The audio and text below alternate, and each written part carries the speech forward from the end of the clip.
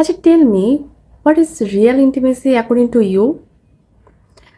একজনের সাথে কি ফিজিক্যাল হওয়াই ইন্টিমেসি?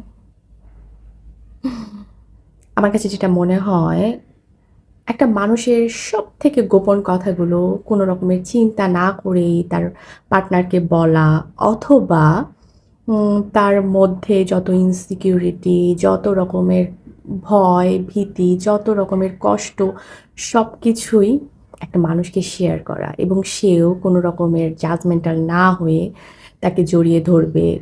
তাকে এমন একটা প্রতিশ্রুতি দিবে যে সে যাই করুক না কেন, আহ, কোনো রকমের চিন্তা না করে সে তাকে সাপোর্ট দিবে, তাকে তাকে সেই শক্তিটা দিবে যে শক্তিটা সে এতগুলো কষ্ট পেয়ে হারিয়ে ফেলেছে। যে জীবনটা যে জীবনটা তার জীবন